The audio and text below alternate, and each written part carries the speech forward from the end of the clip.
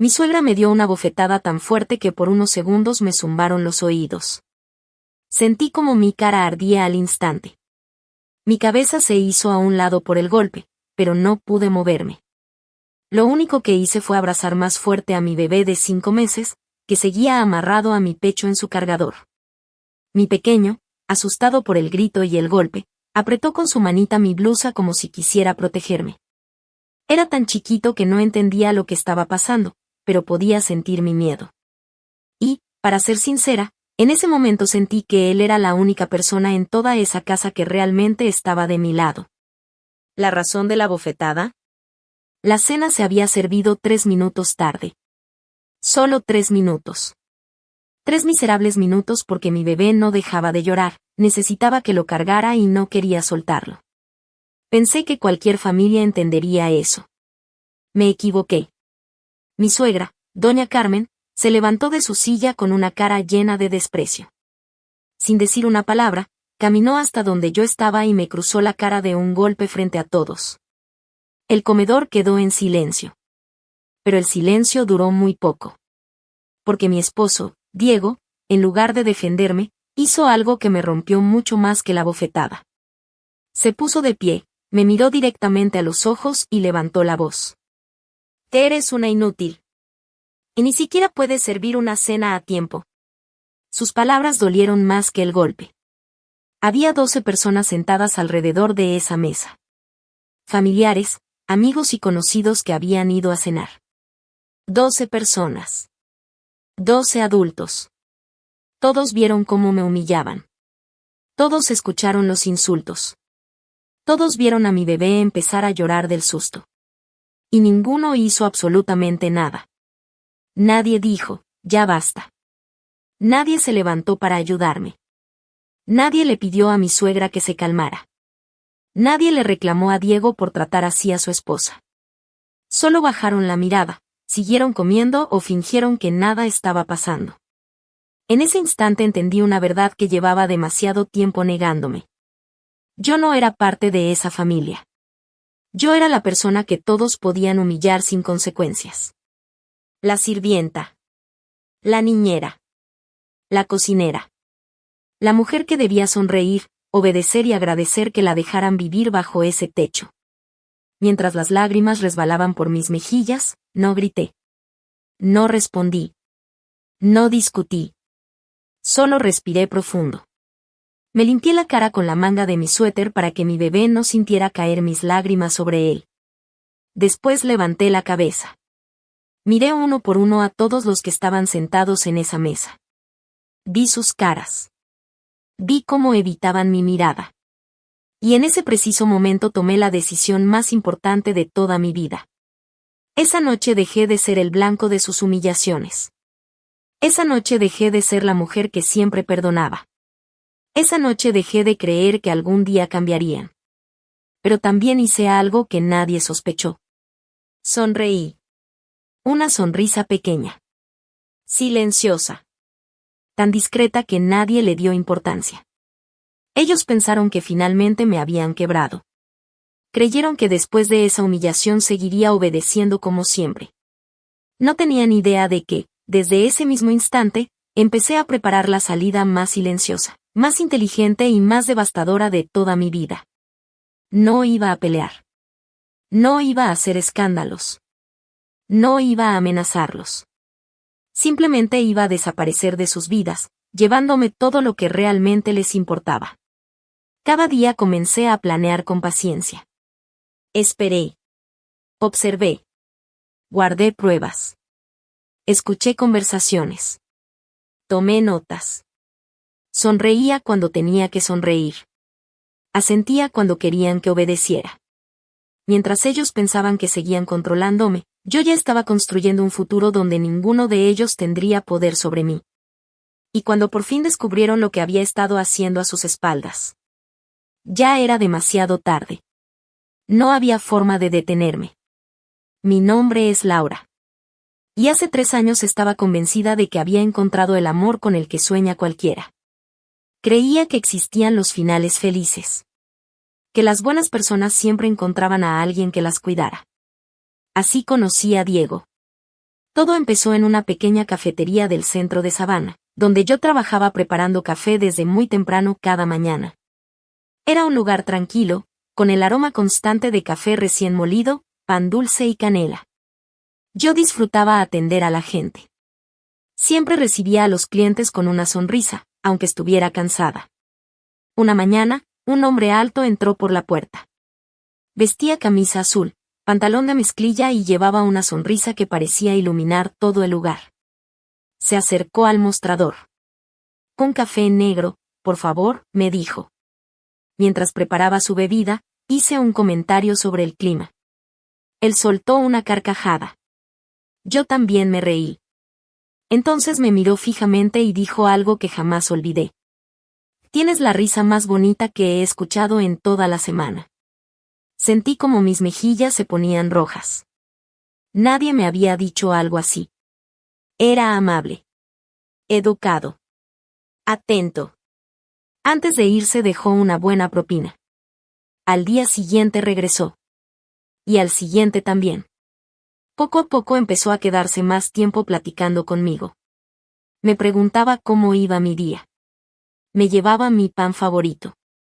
Recordaba los pequeños detalles que yo le contaba. Con el paso de las semanas comenzamos a salir. Yo estaba convencida de que era un hombre diferente. Un hombre bueno. Un hombre que jamás permitiría que alguien me lastimara. Nunca imaginé que, algún día, sería él quien permanecería inmóvil mientras su propia madre me golpeaba frente a todo el mundo. Y mucho menos imaginé que esa cena sería el principio del fin para todos ellos. Beston era de esos hombres que caían bien desde el primer momento. No necesitaba esforzarse para llamar la atención. Todo en él parecía natural. Hablaba con calma, sonreía con confianza y hacía que cualquier persona se sintiera importante cuando estaba con él. Tenía esos pequeños detalles que enamoran. Después de verme una sola vez, ya recordaba cómo me gustaba el café. Si un día llegaba cansada al trabajo, aparecía con mi pan dulce favorito. A veces me llevaba flores sin que fuera mi cumpleaños, ni aniversario, ni hubiera alguna ocasión especial. Simplemente decía: «Las vi y pensé en ti». Y con eso bastaba para hacerme sonreír todo el día. Cuando salíamos, yo sentía que era la única mujer en el mundo. Me escuchaba con atención, se aprendía cada historia que le contaba y nunca parecía tener prisa por irse. Si estábamos en un restaurante lleno de gente, hacía que todo desapareciera. Era como si solo existiéramos él y yo. En ese momento pensé que había encontrado al hombre con el que iba a envejecer. Lo que yo todavía no sabía era que todo ese encanto tenía una razón. Durante toda su vida, Beston solo había tenido una persona a la que realmente necesitaba impresionar. Su madre. Doña Carmen Ale. Ella era el centro de su mundo mucho antes de que yo apareciera. Doña Carmen había criado sola a Beston desde que él tenía 8 años, cuando su esposo los abandonó para irse con otra mujer. Y jamás dejó que nadie olvidara esa historia. La contaba una y otra vez. A familiares. A vecinos. A amigos. A desconocidos.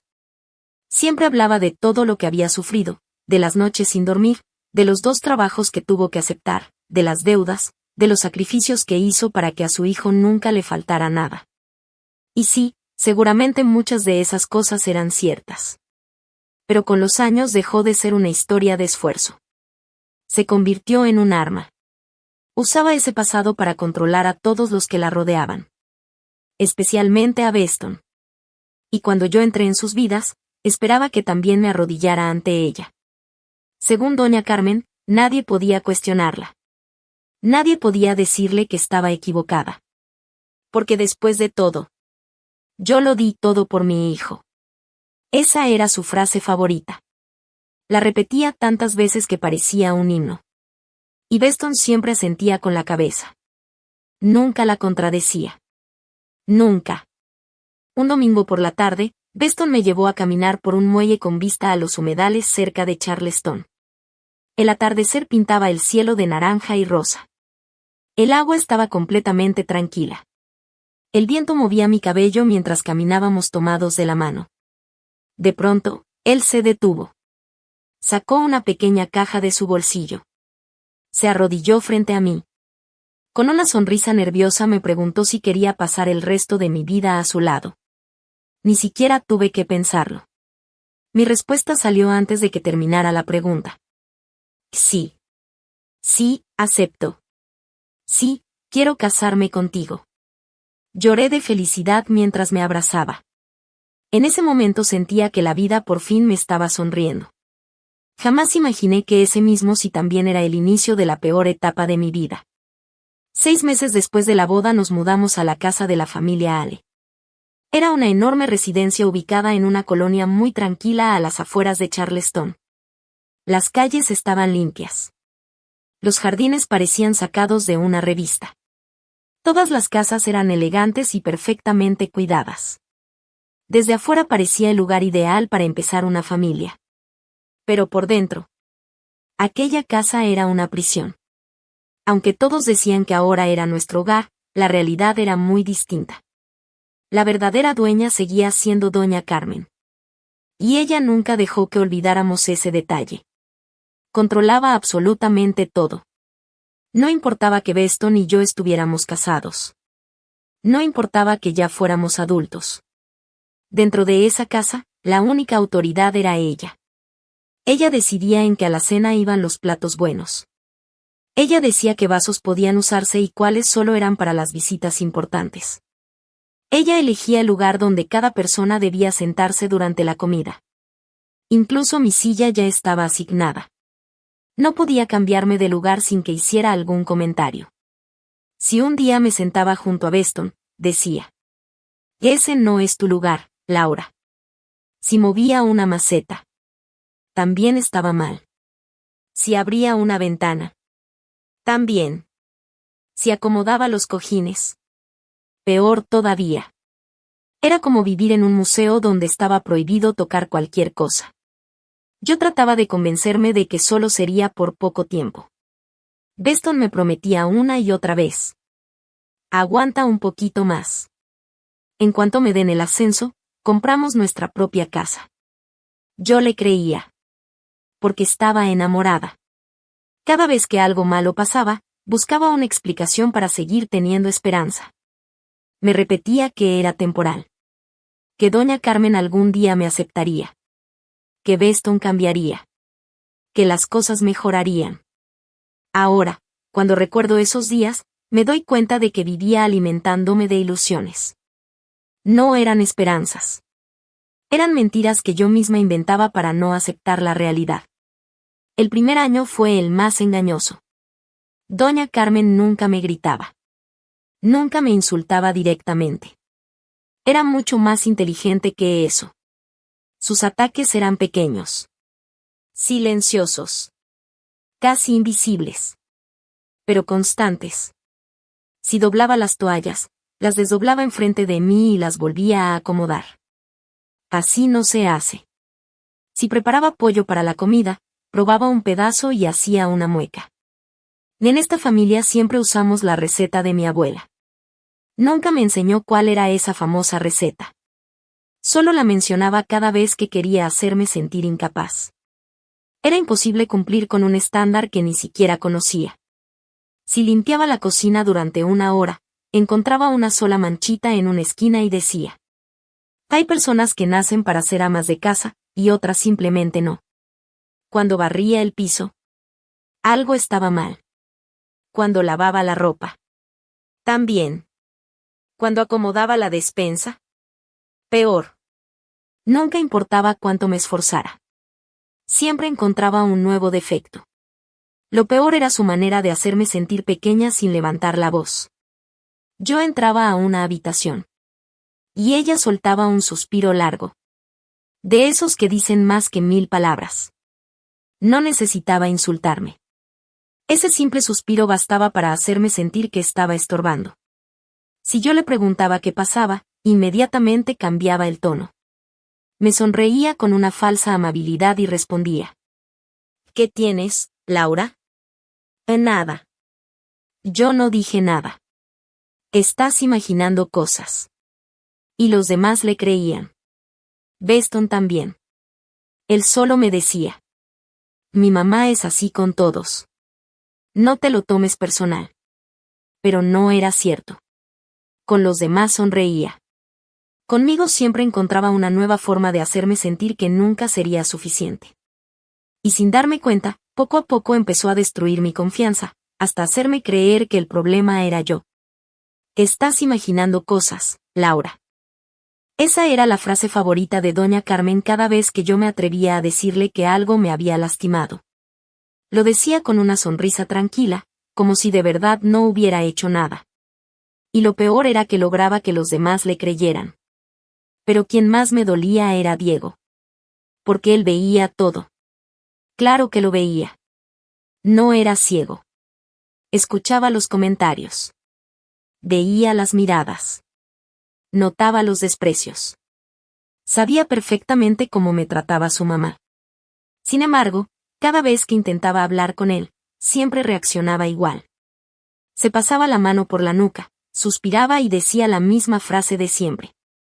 Así es mi mamá. No lo hace con mala intención. En el fondo tiene buen corazón. Solo dale tiempo. Al principio le creí. Pensé que tal vez él tenía razón. Tal vez yo era demasiado sensible. Tal vez estaba exagerando. Quizá necesitaba esforzarme más para ganarme el cariño de su familia. Así que empecé a cambiar. Sonreía aunque me sintiera mal. Pedía perdón por cosas que ni siquiera eran mi culpa. Trataba de cocinar como le gustaba a doña Carmen. Limpiaba la casa desde temprano. Me ofrecía para ayudar en todo. Compraba regalos para los cumpleaños. Recordaba las fechas importantes de todos. Intentaba ser la esposa perfecta. La nuera perfecta. La mujer perfecta.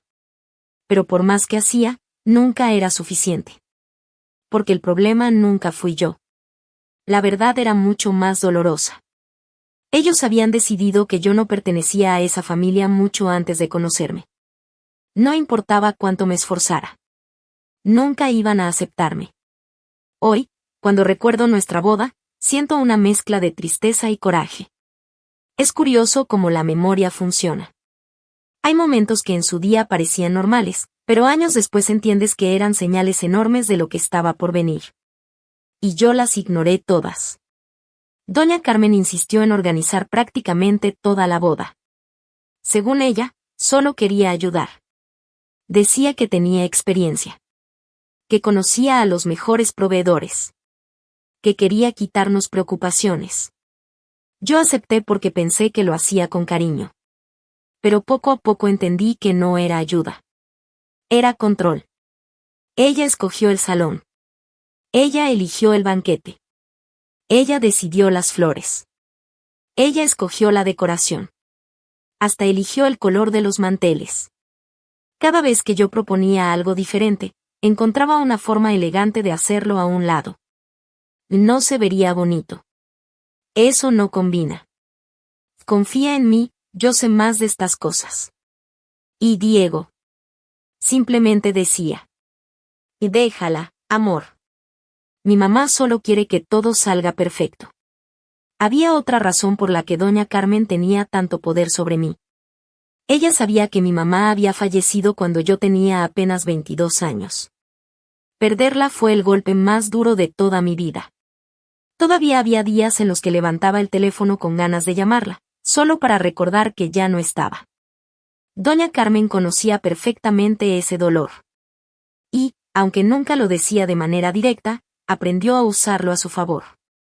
Lo hacía con tanta delicadeza que parecía un gesto de cariño. Pero en realidad era otra forma de hacerme sentir en deuda con ella.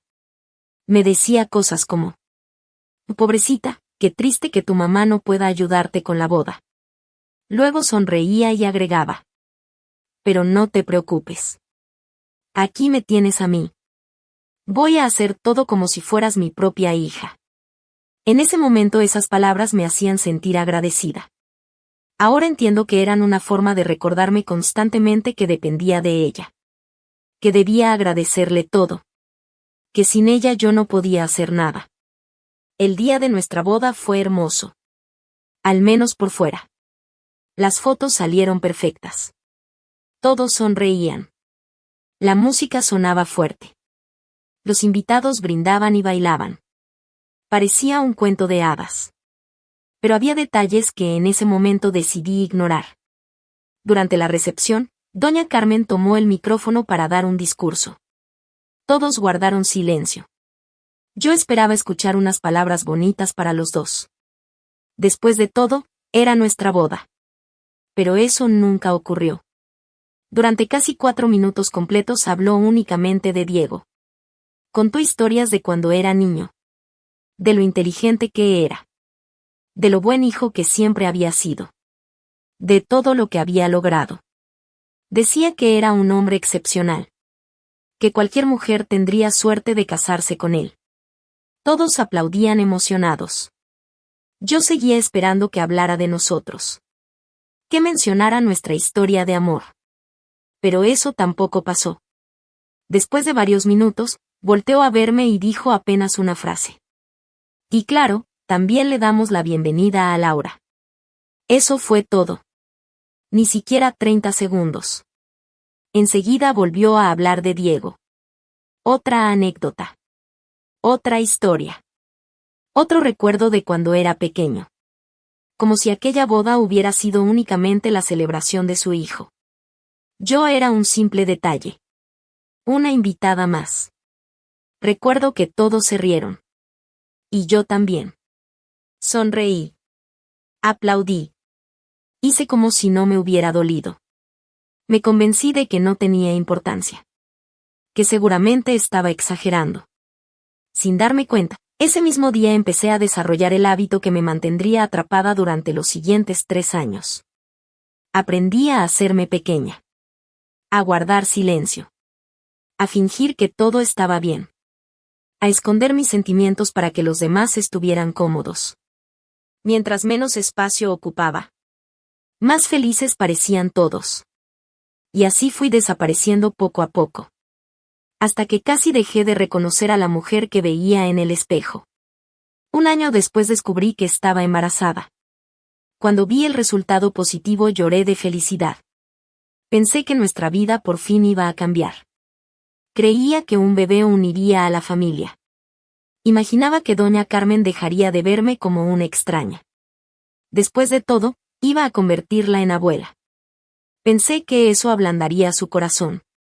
Soñaba con verla cargar a su nieto mientras me sonreía por primera vez con cariño. También imaginaba a Diego más maduro, más protector, más comprometido con nuestra familia. Por unos meses viví llena de ilusión. Me dedicaba a decorar el cuarto del bebé. Compraba ropita diminuta. Le hablaba a mi pancita todas las noches. Le decía que ya lo estábamos esperando. Que iba a crecer rodeado de amor. Qué equivocada estaba.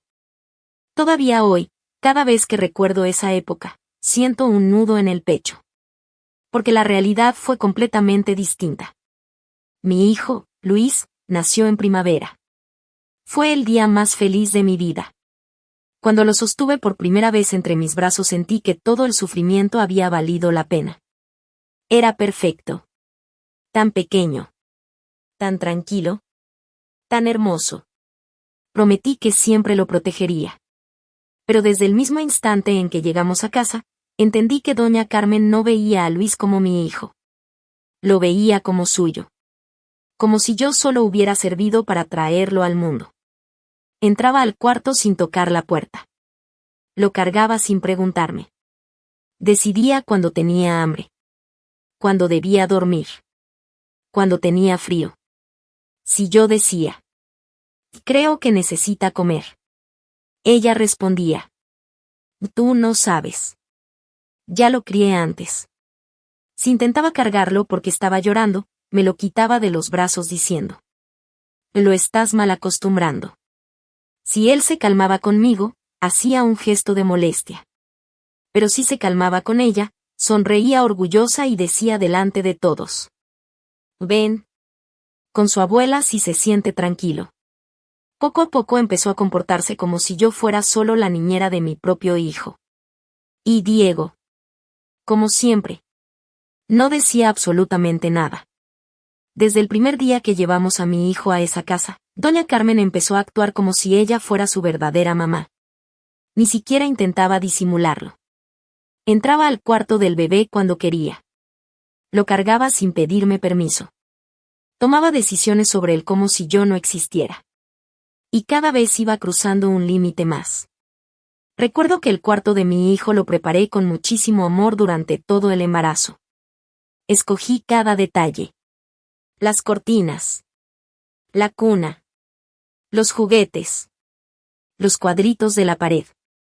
Hasta doblé su ropita una por una, imaginando el día en que por fin pudiera vestirlo. Era el primer espacio que realmente sentía mío. Pero doña Carmen nunca respetó eso. La primera vez que entré y vi todo cambiado, pensé que solo estaba ayudando. Había movido la cuna del lugar. Cambió la cómoda. Guardó la ropa en otros cajones. Incluso quitó algunos adornos porque, según ella, estorbaban. Respiré hondo y no dije nada. Volví a acomodarlo todo como estaba. 2 días después. Lo volvió a cambiar. Y unas semanas más tarde. Lo hizo otra vez. 3 veces. 3 veces reorganizó el cuarto de mi hijo sin preguntarme si estaba de acuerdo. Cuando le reclamé con toda la calma que pude, solo sonrió.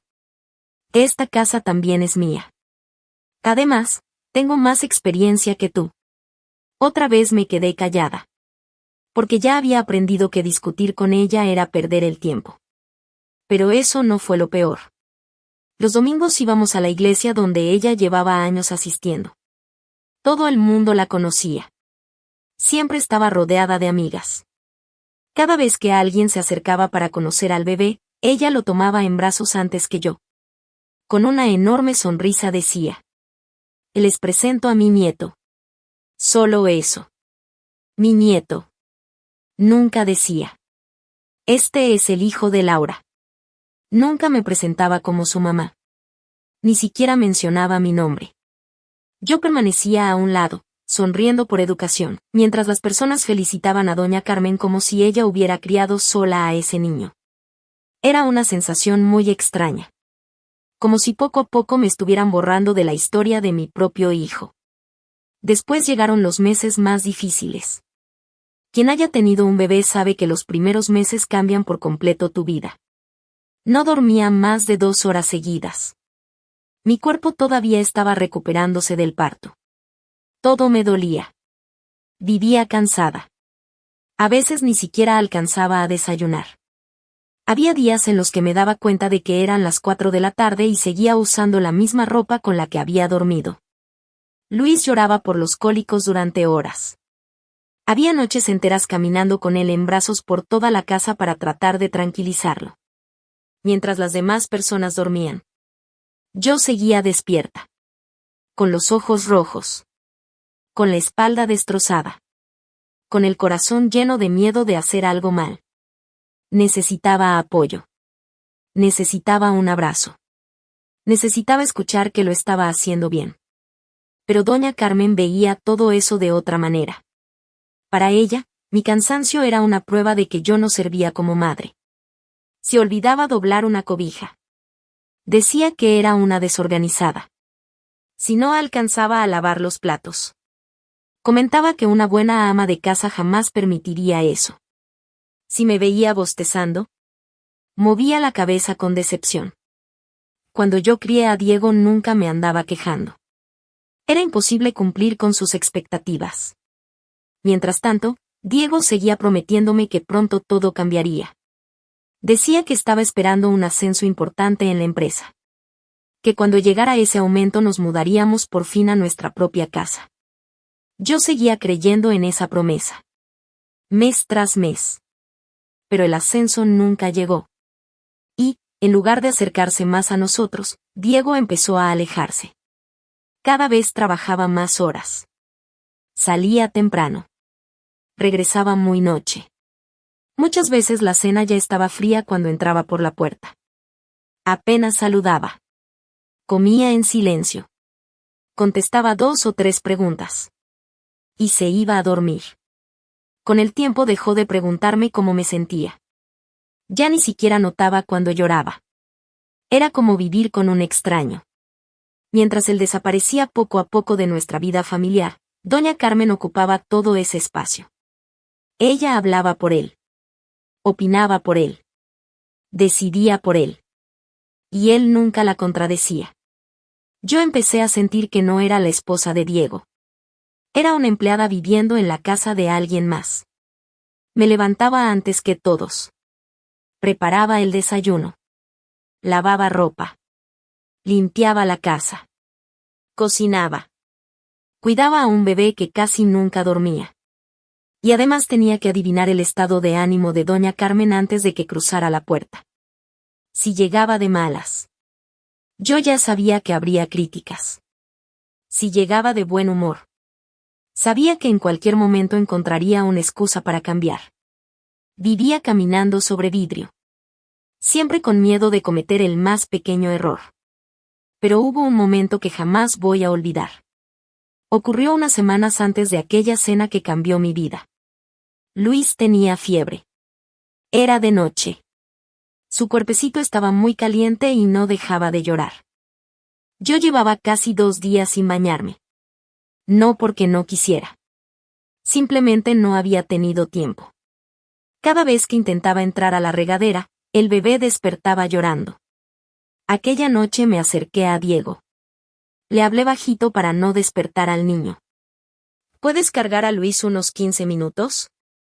Solo quiero bañarme rápido. Ni siquiera estaba pidiendo descansar. Solo quería sentir agua caliente después de 2 días. Antes de que Diego pudiera responder, doña Carmen apareció desde la cocina. Había escuchado toda la conversación. Ni siquiera me miró. Volteó hacia su hijo y dijo con total tranquilidad. Ni se te ocurra. Las madres primerizas tienen que aprender a aguantarse. Así nos tocó a todas. Yo esperaba que Diego dijera algo. Lo que fuera. Un simple. No, mamá. Yo voy a ayudar a mi esposa. Pero nunca ocurrió. Sin siquiera voltear a verme. Respondió. Tiene razón. Solo fueron 3 palabras. Pero sentí que algo dentro de mí se rompía para siempre. Me quedé parada en el pasillo. Con mi bebé enfermo en brazos. Escuchando su llanto. Sintiendo el cansancio en cada parte de mi cuerpo. Y entendí algo que jamás olvidaría. Si algún día necesitaba que alguien me protegiera dentro de esa casa, Diego no iba a hacerlo. Nunca. Esa noche dejé de esperar que mi esposo me salvara. Porque comprendí que él ya había elegido de qué lado estaba. Poco después, doña Carmen comenzó una nueva costumbre. En ese momento parecía algo sin importancia. Pero con el tiempo entendí que era otra forma de humillarme. Empezó a organizar reuniones con sus amigas casi todas las semanas. Siempre las hacía por la tarde. Y, curiosamente, siempre coincidían con la única siesta larga que Luis tomaba durante el día. Yo tardaba casi 1 hora en lograr que se durmiera. Cuando por fin cerraba los ojos, pensaba que al menos tendría un ratito para descansar. Pero nunca era así. En cuanto me sentaba, escuchaba la voz de doña Carmen. Laura. Ven tantito. Y necesitamos café. Me levantaba otra vez. Preparaba café recién hecho. Sacaba las tazas bonitas. Servía pan dulce, galletas y postres. Llevaba todo a la sala mientras sus amigas platicaban. Cuando yo entraba, doña Carmen apenas levantaba la vista. Con una sonrisa falsa decía. Ah, ella es Laura. Y enseguida cambiaba de tema. Como si mi presencia no tuviera importancia. Después empezaba a contar historias. Pero nunca hablaba de mí directamente. Lo hacía de una forma mucho más inteligente. Decía cosas como: qué difícil es encontrar gente que de verdad ayude en la casa. Todas sus amigas asentían. Sí, ya nadie quiere trabajar bien. Otra respondía. Y cuando encuentras a alguien, hay que estar supervisándolo todo el tiempo. Entonces todas se reían. Yo permanecía de pie sirviendo café. Ellas nunca decían mi nombre. pero todas sabíamos perfectamente de quién estaban hablando. Y doña Carmen soltaba una risita mientras revolvía su taza, como si todo fuera una simple broma. Esperaba que yo también me riera. Que fingiera no entender. Pero por dentro, cada una de esas tardes iba acabando poco a poco con la mujer que alguna vez creyó que había encontrado una familia donde sería querida. Yo me quedaba ahí parada, sosteniendo la charola con las tazas de café y los platos de pan dulce, con una sonrisa que ya ni siquiera era de felicidad. Sonreía porque no sabía qué más hacer. Sentía que, si dejaba de sonreír, iba a terminar llorando enfrente de todas. Lo más humillante era que esas mujeres hablaban de mí como si yo no estuviera ahí. Estaba a menos de 1 metro de ellas. Podía escuchar cada palabra. Cada comentario. Cada risa. Y aún así, seguían hablando como si yo fuera invisible. Una decía: hoy en día ya casi no hay mujeres que sepan llevar una casa. Otra respondía: ¿qué es que las jóvenes ya no quieren aprender? Entonces doña Carmen suspiraba y decía con esa sonrisa falsa que siempre usaba: ¿qué les puedo decir? Hay personas que simplemente no nacieron para cuidar una familia. Todas volteaban a verme por un segundo. Después seguían tomando café como si nada hubiera pasado. Yo bajaba la cabeza, dejaba las tazas sobre la mesa y me regresaba a la cocina sintiendo un nudo enorme en la garganta. Durante mucho tiempo pensé que esas reuniones solo eran una forma de desahogarse. Creía que doña Carmen simplemente quería quejarse de mí con sus amigas. Pero con los años entendí que había algo mucho más calculado detrás de todo eso. Ella no estaba improvisando. Lo tenía perfectamente planeado. Cada tarde de café era una estrategia. Poco a poco iba construyendo una historia. Una historia donde ella era la suegra buena, sacrificada y paciente. Y yo era la nuera desagradecida. La floja. La incapaz. La mujer que nunca hacía nada bien. Sin levantar la voz. Sin gritar. Sin insultarme directamente. Fue sembrando esa idea en la cabeza de todas las personas cuya opinión le importaba. Cada comentario era una semilla. Cada reunión era una oportunidad para convencerlas. Así, si algún día yo decidía irme de esa casa, o si alguien llegaba a preguntarle por qué me trataba tan mal, ella ya tendría un ejército entero dispuesto a defenderla. Todos dirían exactamente lo mismo. Doña Carmen hizo todo por esa muchacha. La trató como una hija.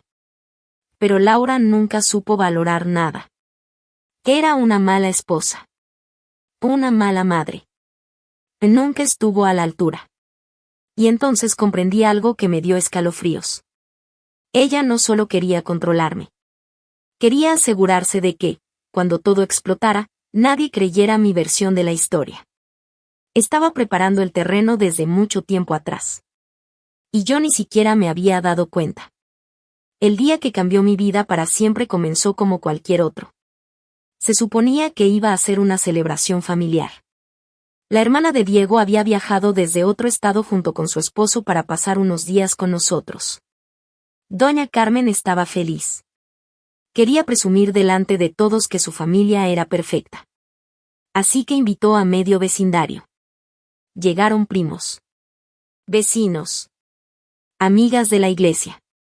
Compañeros de trabajo de Diego. Hasta personas que yo apenas conocía. La casa estaba llena. Doña Carmen caminaba de un lado a otro saludando a todos con una enorme sonrisa. Parecía la anfitriona perfecta. Y yo era la persona que estaba haciendo todo el trabajo. Ese día me desperté a las 5 de la mañana. Ni siquiera necesité poner alarma. Luis llevaba toda la noche enfermo. Tenía un resfriado fuerte. No podía respirar bien. Lloró casi hasta el amanecer. Yo apenas había dormido unos minutos. Tenía los ojos hinchados. La espalda destrozada. Y la cabeza me daba vueltas del cansancio. Pero aún así me levanté. Porque sabía que doña Carmen esperaba que todo estuviera perfecto. Pasé horas completas en la cocina. Preparé un gran asado. Hice puré de papa.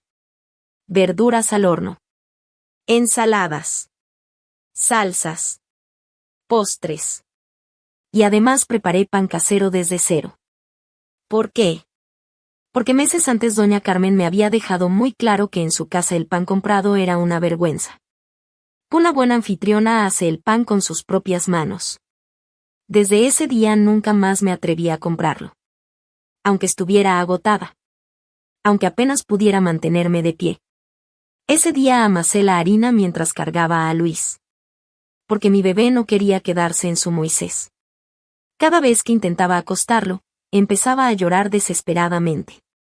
Así que lo acomodé en el portabebés pegado a mi pecho. Mientras mezclaba ingredientes. Él dormía unos minutos. Mientras metía el pan al horno. Se despertaba llorando. Mientras preparaba la carne. Lo calmaba cantándole bajito. Hice todo con una sola mano muchas veces. Porque con la otra sostenía a mi hijo. El reloj seguía avanzando. Yo corría de un lado a otro. Pero parecía que nunca terminaba. Cuando por fin puse el último platillo sobre la mesa. Respiré aliviada. Solo quería sentarme 5 minutos. Fue entonces cuando escuché la voz de doña Carmen. Miró el reloj de la pared.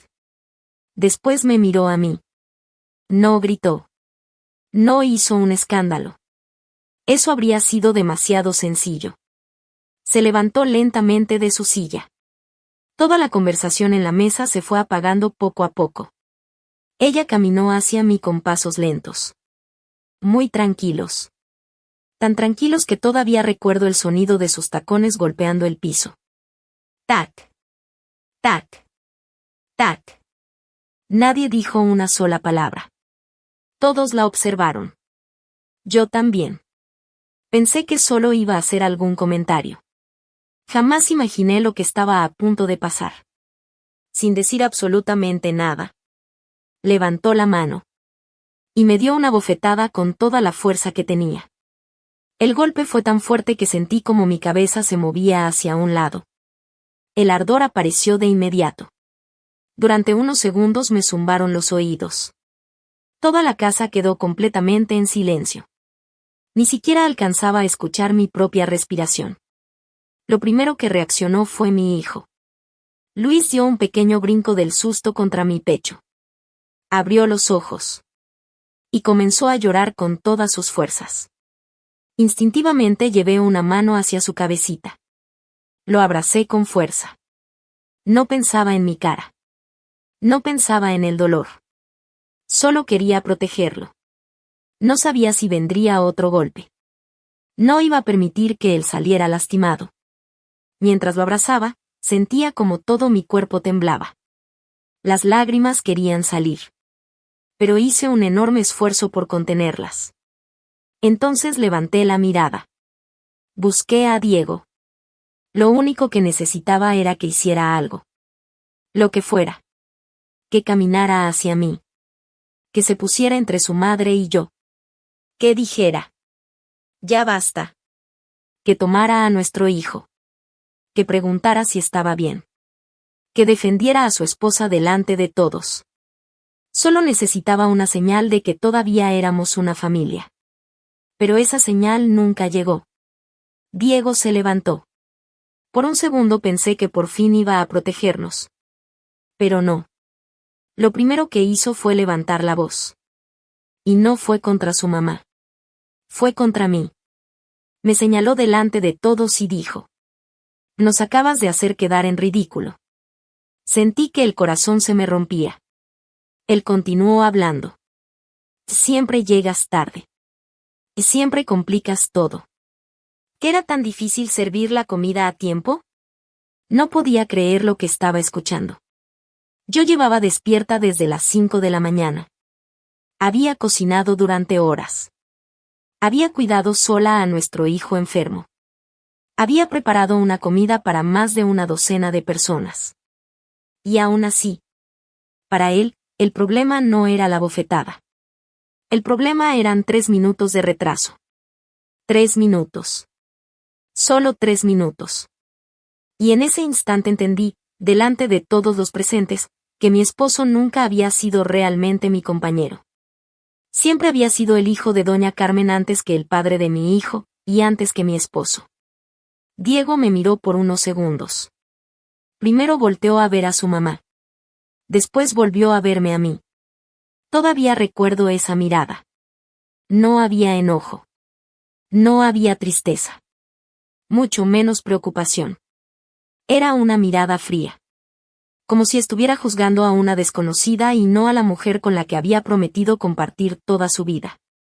Yo seguía esperando que dijera algo para defenderme. Pensaba que en cualquier momento iba a reaccionar. Que iba a darse cuenta de lo que acababa de pasar. Que abrazaría a nuestro hijo. Que le reclamaría a doña Carmen por haberme golpeado. Pero ocurrió todo lo contrario. Abrió la boca. Y dijo una sola palabra. Inútil. Nada más. Lo dijo con una tranquilidad que todavía hoy me pone la piel de gallina. Como si fuera la cosa más normal del mundo. Como si no acabara de ver cómo su propia madre le había pegado a su esposa mientras cargaba a su bebé. Como si esa palabra no fuera suficiente para destruir todo lo que yo había construido en mi corazón durante 3 años. En ese instante sentí que algo dentro de mí murió. No fue el amor de golpe. Fue la ilusión. La esperanza. La confianza. Todo aquello que me había hecho creer que algún día él iba a elegirnos a mí y a nuestro hijo por encima de cualquier otra persona. 3 años. 3 años completos intentando ser suficiente. 3 años tratando de demostrar que merecía formar parte de esa familia. Y una sola palabra bastó para hacerme entender que nunca lo había logrado. Miré alrededor de la mesa. Había muchas personas observando. La hermana de Diego. Su esposo. Los vecinos. Las amigas de doña Carmen. Los amigos de la familia. Todos habían visto exactamente lo mismo. Todos sabían que yo no había hecho nada para merecer ese golpe. Todos escucharon cuando Diego me llamó inútil. Y aún así, nadie dijo absolutamente nada. Ni una sola persona se levantó. Nadie preguntó si estaba bien. Nadie defendió a la mujer que acababa de ser humillada frente a todos. Algunos bajaron la mirada. Otros siguieron comiendo. Hubo quienes fingieron acomodar sus cubiertos para evitar verme. El silencio de esa mesa fue mucho más doloroso que la bofetada. Porque el golpe vino de una sola persona. Pero el silencio, ese vino de todos. Yo seguía sosteniendo a mi hijo entre mis brazos. Luis lloraba desconsolado. Su carita estaba completamente roja. Sentía como su pequeño cuerpo temblaba contra mi pecho. Y mientras intentaba calmarlo, comprendí algo que llevaba demasiado tiempo negándome. Había pasado 3 años enteros intentando ganarme un lugar en una mesa donde jamás habían pensado hacerme espacio. No importaba cuánto cocinara. No importaba cuánto limpiara. No importaba cuánto me sacrificara. Nunca iba a ser parte de ellos. Porque ellos ya habían decidido quién era yo. Y ninguna de mis acciones iba a cambiar esa decisión. Sentí que las lágrimas querían salir. Las tenía atoradas en la garganta. Pero hice un esfuerzo enorme por contenerlas. No iba a llorar frente a ellos. No esa noche. Durante mucho tiempo pensé que llorar era la única forma que tenía de expresar mi dolor.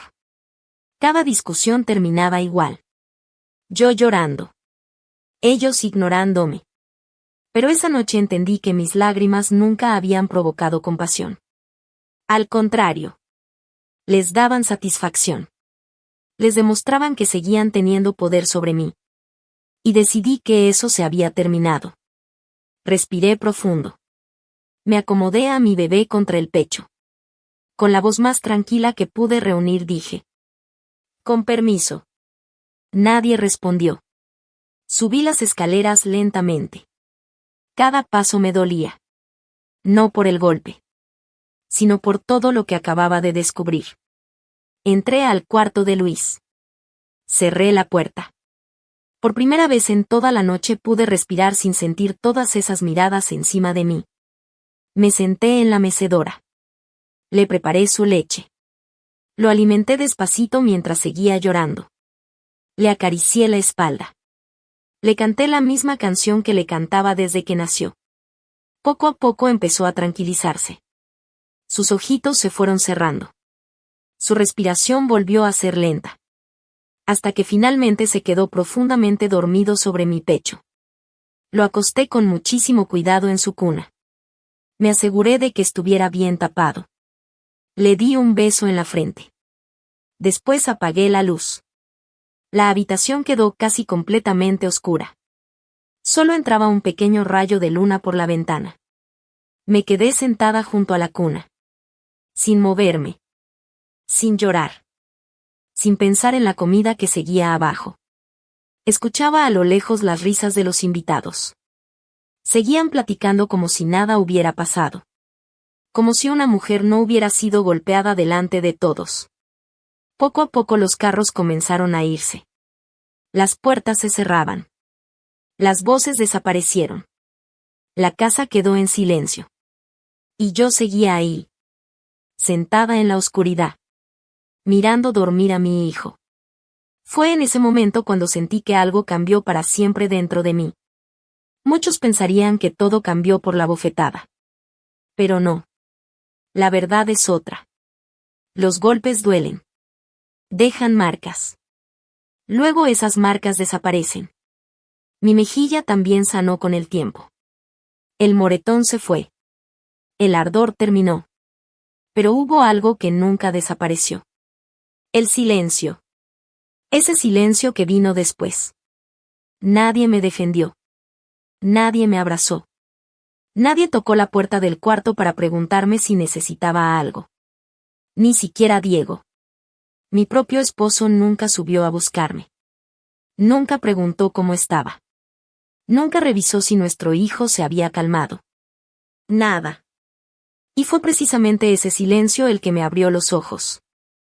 Entendí que en esa casa yo no era una persona digna de protección.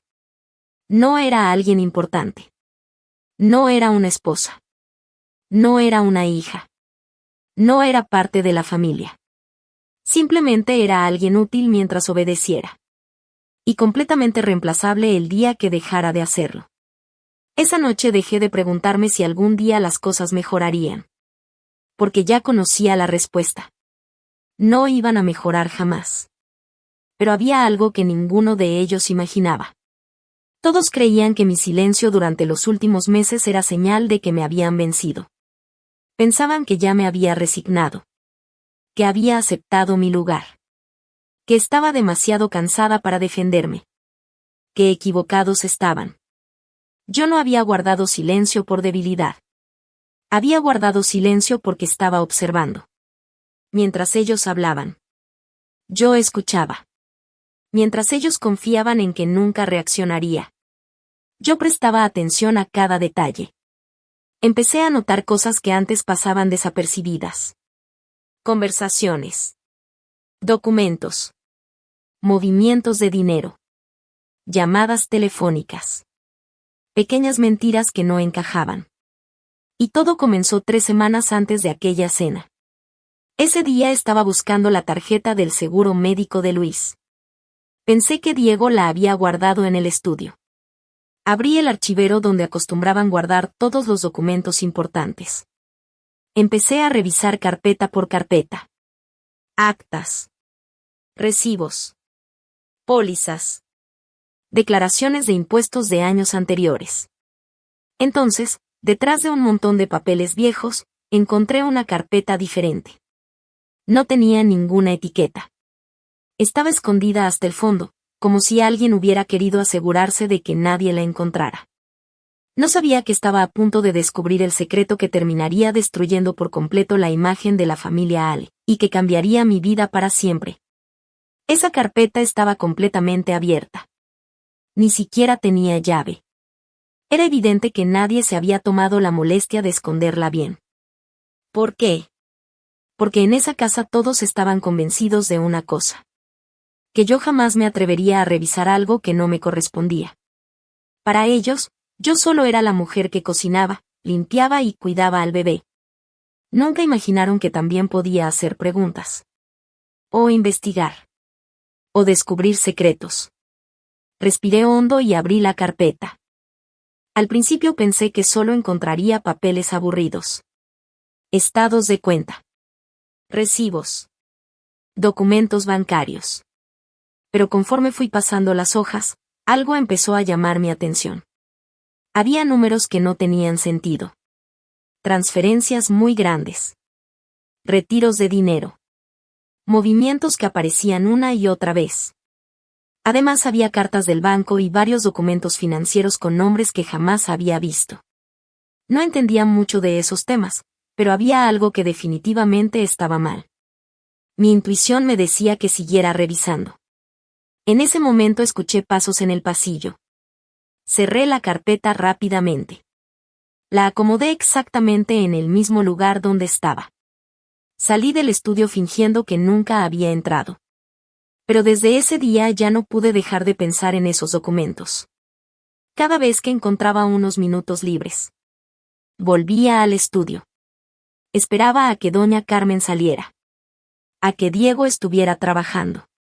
A que el bebé se quedara dormido. Entonces regresaba al archivero. Sacaba la carpeta. Y seguía leyendo. No podía revisar todo de una sola vez. Lo hacía poco a poco. Una hoja. Luego otra. Después otra más. Era como armar un enorme rompecabezas. Cada documento respondía a una pregunta. Pero al mismo tiempo hacía aparecer otras 10. Después de varios días, por fin entendí lo que estaba ocurriendo. Y sentí un escalofrío recorrer todo mi cuerpo. El abuelo de Diego había creado años atrás un fideicomiso exclusivamente para él. Era un fondo muy importante. Una especie de respaldo económico para asegurar su futuro. Según los documentos, ese dinero debía quedar completamente bajo el control de Diego cuando cumpliera 35 años. Y eso estaba muy cerca. Faltaban apenas 4 meses para su cumpleaños. Sin embargo, doña Carmen llevaba más de un año usando ese dinero sin que él lo supiera. No era un préstamo pequeño. Estaba moviendo cantidades enormes. Transfería dinero de un lado a otro. Firmaba documentos. Retiraba fondos. Todo sin decirle absolutamente nada a su hijo. Seguí leyendo. Cada página era peor que la anterior. Descubrí que ese dinero estaba siendo enviado a un supuesto negocio de inversión. Había contratos. Correos. Estados financieros. Pero había un detalle que me llamó muchísimo la atención. El asesor financiero encargado de todo eso tenía un nombre que jamás había escuchado. Intenté recordar si Diego alguna vez lo había mencionado. Nunca. Tampoco aparecía el nombre de alguna empresa conocida. Todo parecía demasiado extraño. Demasiado improvisado. Algo me decía que ese hombre no era tan confiable como quería aparentar. Lo más increíble era que Diego no sabía absolutamente nada. Confiaba ciegamente en su mamá. Siempre decía que nadie cuidaba mejor el dinero de la familia que ella. Le entregaba documentos para firmar sin leerlos. Aceptaba todo lo que ella decía. Jamás hacía preguntas. Nunca revisaba estados de cuenta. Pensaba que su madre siempre actuaría pensando en su bienestar. Y mientras él vivía convencido de eso, doña Carmen estaba usando el dinero que su abuelo había dejado para proteger su futuro. No sabía exactamente qué estaba planeando. Pero entendía perfectamente una cosa. Si todo salía mal, el más perjudicado sería Diego. Durante varios días guardé ese secreto solo para mí. No dije absolutamente nada. Ni antes de aquella cena. Ni durante la humillación. Ni después de la bofetada. Simplemente seguí observando. Cada vez que podía, sacaba mi teléfono. Fotografiaba cada documento. Cada contrato. Cada estado de cuenta. Cada firma. Cada transferencia. No quería llevarme los originales. Si desaparecía una sola hoja, doña Carmen lo descubriría de inmediato. Así que prefería hacer copias digitales. Con paciencia. Sin levantar sospechas. Pero no me conformé con guardar las fotos en mi celular. Sabía que si algún día alguien revisaba mi teléfono, todo podía desaparecer. Por eso imprimí varias copias. Y las envié por correo a un apartado postal privado que había rentado meses atrás usando mi apellido de soltera. Sí. Meses antes de aquella cena. Mucho antes de la bofetada. Mucho antes de decidir irme. En ese momento pensé que estaba exagerando. Abrí ese apartado postal porque, poco a poco, los comentarios de doña Carmen y las actitudes de Diego empezaban a hacerme sentir insegura. Necesitaba un lugar donde guardar documentos importantes sin que nadie pudiera encontrarlos. Me repetía una y otra vez. Es solo por si acaso. Jamás imaginé que ese por si acaso terminaría salvándome. A veces la intuición sabe cosas que nuestra cabeza todavía no alcanza a entender. Y la mía llevaba meses gritándome que debía prepararme para escapar. La mañana siguiente a la bofetada desperté antes que todos. La casa estaba completamente en silencio. Miré el reloj. Apenas amanecía. Entré al cuarto de Luis. Todavía seguía dormido. Lo observé unos segundos. Y tomé una decisión. No iba a quedarme un día más en esa casa. Preparé una pequeña maleta. Metí ropa para mí. Pañales. Biberones. Cobijas. Medicinas. La ropa favorita de Luis. Todo lo necesario para unos días. No hice ruido. No cerré puertas con fuerza. No desperté a nadie. Simplemente cargué a mi hijo. Tomé las llaves del coche. Y salí. Antes de irme dejé una sola hoja de papel sobre la barra de la cocina. No escribí un discurso. No hice amenazas. No los insulté. Solo escribí una frase. Necesito tiempo para pensar en lo que pasó anoche. Nada más. Sabía perfectamente que esas pocas palabras iban a causar más incertidumbre que cualquier pelea. Porque no sabrían qué estaba pensando. Ni qué iba a hacer después. Manejé casi 2 horas hasta llegar a la casa de mi hermana, Sofía, en Colombia. Cuando abrió la puerta y vio mi cara todavía marcada por el golpe, no hizo preguntas. Simplemente me abrazó. Y por primera vez en mucho tiempo sentí que estaba a salvo. Ese mismo día comenzaron las llamadas. Diego llamó una vez. Luego otra.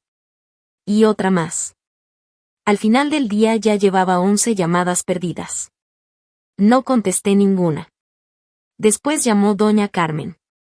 Solo 2 veces. Pero dejó mensajes de voz. Todavía recuerdo perfectamente el tono que usó. No sonaba arrepentida. Ni preocupada. Sonaba molesta. Decía cosas como: Laura, ya deja de exagerar. Ni siquiera fue un golpe fuerte. Solo te toqué la cara. Te estás haciendo un drama por nada. Ni una sola disculpa. Ni una sola palabra preguntando cómo estaba su nieto. Solo intentaba convencerme de que aquello nunca había ocurrido como yo lo recordaba. Guardé esos mensajes. No borré ninguno. No respondí. Simplemente los conservé. Algo dentro de mí me decía que algún día podrían ser importantes. Mientras estaba viviendo en casa de mi hermana, empecé a revisar unas cajas viejas que había dejado guardadas en su cochera desde antes de casarme. Había fotografías. Cuadernos. Libros de la universidad. Cartas. Recuerdos que llevaba años sin abrir. Pensaba tirar la mayoría.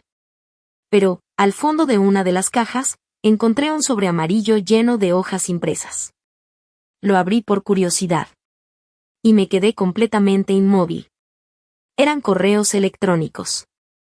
Los había impreso muchos años atrás, cuando apenas comenzaba mi relación con Diego. Los había olvidado por completo. Al revisarlos recordé de inmediato por qué los había guardado. Todos hablaban de una mujer llamada Odette. En aquel tiempo, Diego siempre me decía lo mismo. No te preocupes. Solo es una amiga de la universidad. Yo quise creerle. Y terminé guardando esos correos sin volver a pensar en ellos. Pero ahora, después de todo lo que había descubierto, después de la bofetada, después de las mentiras, esos viejos mensajes empezaban a verse muy diferentes.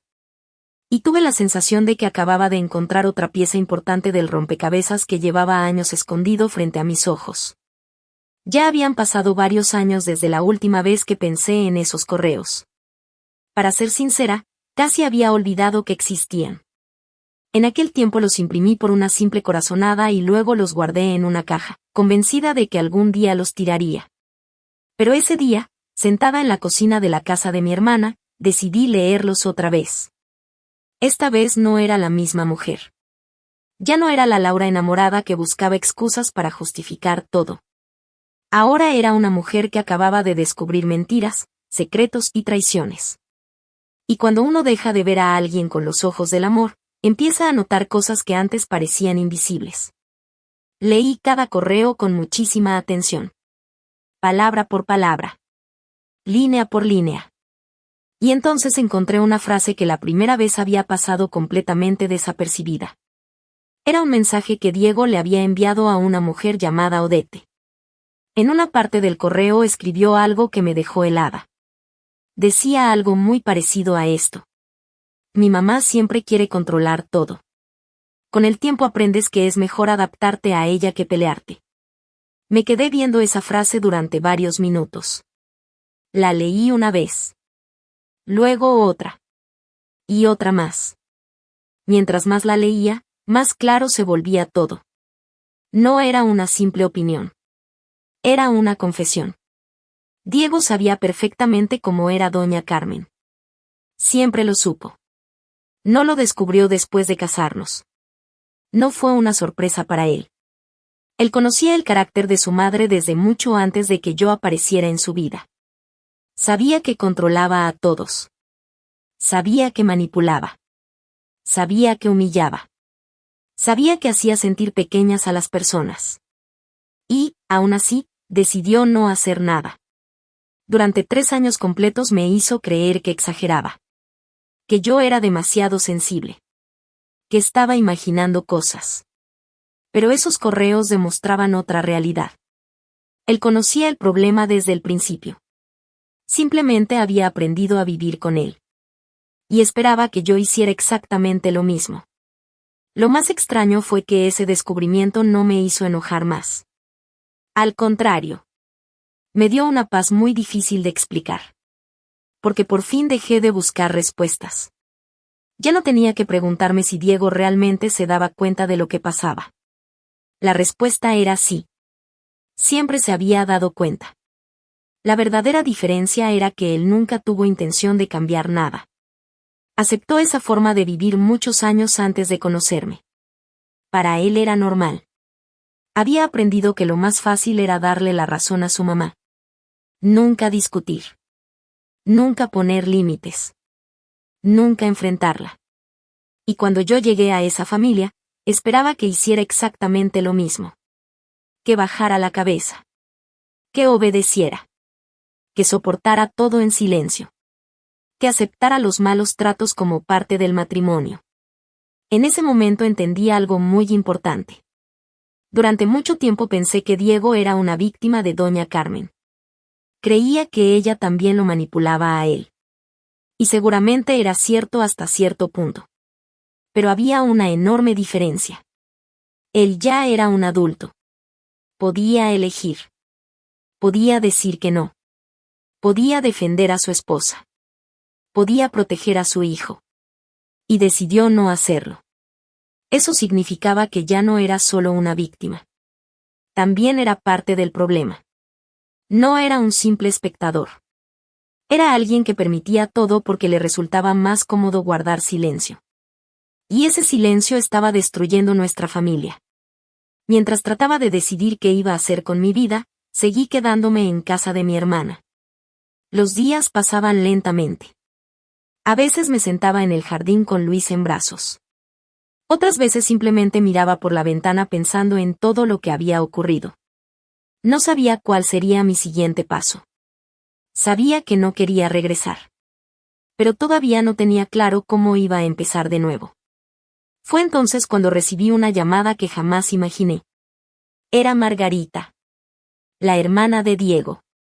La misma mujer que había estado sentada en aquella mesa la noche de la bofetada. La misma que no dijo una sola palabra para defenderme. Cuando vi su nombre en la pantalla del celular, estuve a punto de rechazar la llamada. Pensé que seguramente llamaba para convencerme de volver.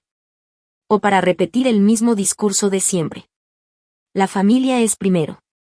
Hay que perdonar. Tu suegra no quiso hacerte daño. Pero, por alguna razón, contesté. Su voz sonaba diferente. No parecía enojada. Tampoco sonaba segura. Después de saludarme, hizo una pausa. Y me preguntó con mucha calma. Laura, ¿puedo ir a verte? Acepté. 2 días después llegó a casa de mi hermana. No llevaba flores. No llevaba regalos. No llevaba excusas. Solo tocó la puerta. Entró. Se sentó frente a mí en la mesa de la cocina. Durante varios segundos ninguna de las dos habló. El silencio era incómodo. Pero también era sincero. Lo primero que me sorprendió fue que no empezó pidiéndome perdón.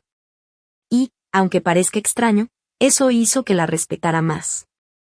Porque muchas personas se disculpan solo para sentirse mejor consigo mismas. Ella no. Primero quiso contarme algo. Respiró profundamente. Bajó la mirada. Y comenzó a hablar. Laura, crecí viendo cosas muy parecidas. Levanté la cabeza. No entendía a qué se refería. Entonces continuó. Me contó que, cuando era niña, había visto a doña Carmen tratar a su papá exactamente de la misma manera. Tal vez no con una bofetada tan fuerte.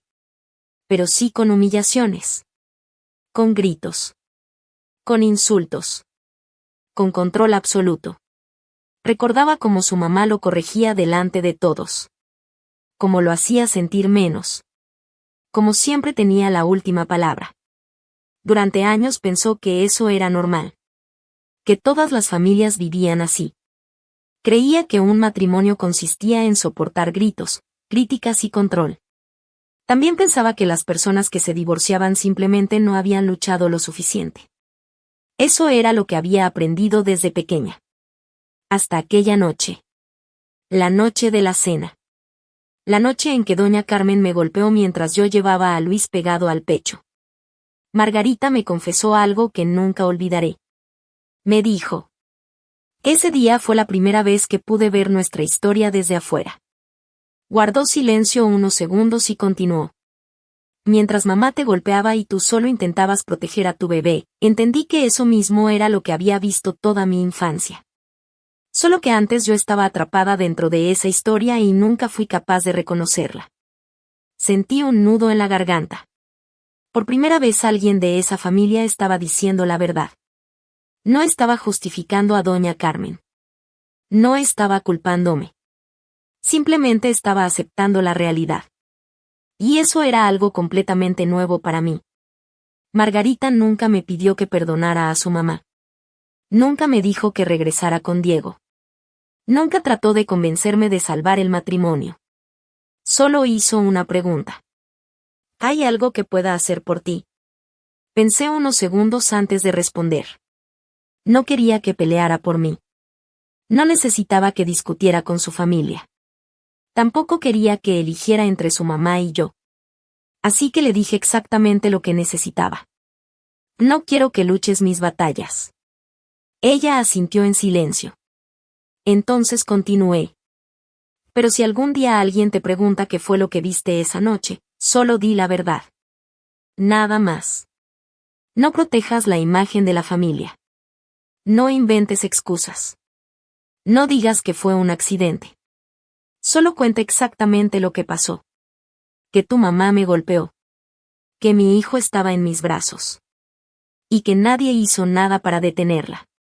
Margarita me miró directamente a los ojos. Sin dudarlo respondió. Te lo prometo. En ese momento no imaginaba lo importante que sería esa promesa. Pero varios meses después. Cuando todo llegó a los tribunales y la verdad finalmente salió a la luz, Margarita cumplió su palabra.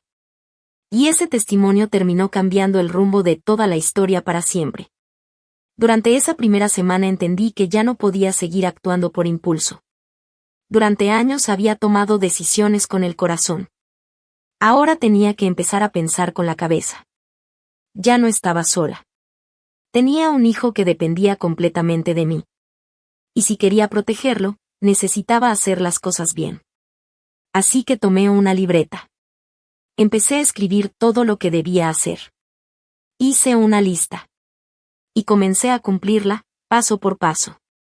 La primera cita que agendé fue con una abogada especializada en derecho familiar. Se llamaba Patricia Vargas. Todo el mundo me había hablado muy bien de ella. Decían que era una mujer muy inteligente, muy preparada, y que nunca dejaba que las emociones le impidieran ver la realidad. Cuando entré a su oficina estaba muy nerviosa. Llevaba una carpeta llena de documentos, fotografías, mensajes, y una libreta donde había escrito todo lo que recordaba de los últimos años. Pensé que tendría que convencerla de que me creyera. Pero no fue así. Patricia me invitó a sentarme. Me ofreció un vaso de agua. Y simplemente dijo: "Que empieza desde el principio". Durante casi 2 horas hablé sin detenerme. Le conté cómo conocí a Diego. Cómo era vivir con doña Carmen. Los insultos. Las humillaciones. Las reuniones donde me trataban como una empleada. La bofetada. Los mensajes de voz. Los documentos del fideicomiso. Todo. Ella no me interrumpió ni una sola vez. No hizo gestos de sorpresa. No me apresuró. Solo escuchó con muchísima atención. Cuando terminé, cerró su libreta. Me miró fijamente. Y dijo algo que jamás olvidaré. "Laura, lo primero que quiero que entiendas es que ya no estás sola". Sentí que los ojos se me llenaban de lágrimas. Pero esta vez no eran lágrimas de tristeza. Eran de alivio. Por primera vez alguien estaba de mi lado. Patricia comenzó a explicarme, paso por paso, qué necesitábamos hacer para proteger a Luis. Me entregó una lista enorme. Fotografías. Mensajes. Audios. Testigos. Registros médicos. Cualquier prueba que demostrara el ambiente en el que había vivido mi hijo. Me explicó cómo funcionaba la custodia. Qué derechos tenía como madre. Qué documentos debíamos reunir. Y cuáles eran los errores que debía evitar. Salí de esa oficina sintiéndome mucho más fuerte. Todavía tenía miedo. Pero ahora tenía un plan. La segunda cita fue muy diferente. Patricia me recomendó hablar con un especialista en auditorías financieras. Un hombre llamado Ricardo Mendoza. Era contador forense. Su trabajo consistía en descubrir fraudes, movimientos sospechosos de dinero y operaciones ocultas. Era un hombre muy tranquilo.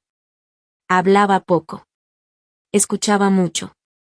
Le entregué todas las fotografías que había tomado de los documentos escondidos en el estudio. También le di las copias impresas que había guardado en el apartado postal. Durante varios minutos revisó todo sin decir una sola palabra. Después levantó la vista. "Voy a necesitar tiempo". Le respondí que no había problema. Las siguientes semanas prácticamente desapareció. Solo me llamaba de vez en cuando para hacerme alguna pregunta. Me pedía fechas. Nombres. Copias más claras de ciertos documentos. Yo respondía todo lo que podía. Finalmente volvió a citarme. Cuando llegué a su oficina, encontré varios expedientes abiertos sobre el escritorio. Respiró profundamente antes de hablar. "Laura. Hay cosas que definitivamente no cuadran". Mi corazón comenzó a latir con fuerza. Él empezó a explicarme cada irregularidad. Transferencias sin justificación. Movimientos de dinero difíciles de explicar. Firmas. Préstamos. Documentos incompletos. Todo apuntaba a que el fideicomiso no había sido administrado correctamente. No podía asegurar todavía que existiera un delito. Pero sí podía afirmar que había suficientes irregularidades para abrir una investigación formal. Luego agregó algo que llamó mucho mi atención. Todo depende de que intervenga el otro administrador del fideicomiso. Hasta ese momento yo ni siquiera sabía que existía otra persona responsable de supervisar ese dinero. Fue entonces cuando conocí el nombre que cambiaría por completo la historia. Don Desmond Hale. El hermano menor del abuelo de Diego. Según los documentos, él también era administrador del fideicomiso. Eso significaba que tenía autoridad para revisar las cuentas, pedir explicaciones y, si era necesario, detener cualquier movimiento sospechoso. Cuando pregunté por qué nunca había escuchado hablar de él, Ricardo sonrió con cierta ironía. Porque alguien hizo todo lo posible para mantenerlo lejos. Y yo ya sabía perfectamente quién era ese alguien. Doña Carmen. Durante años había evitado cualquier contacto entre don Desmond y el resto de la familia. Siempre decía que era un hombre conflictivo. Que solo buscaba problemas. Que era mejor mantener distancia. Ahora entendía la verdadera razón. Él era la única persona capaz de revisar lo que ella estaba haciendo. Y eso no le convenía. Sin perder tiempo preparé un paquete con todas las copias que tenía. No escribí una carta llena de reclamos. No pedí venganza. No insulté a nadie. Solo redacté un mensaje muy sencillo. Creo que necesita ver esta información antes de que el fideicomiso entre en vigor. Nada más. Metí todos los documentos. Los envié. Y esperé.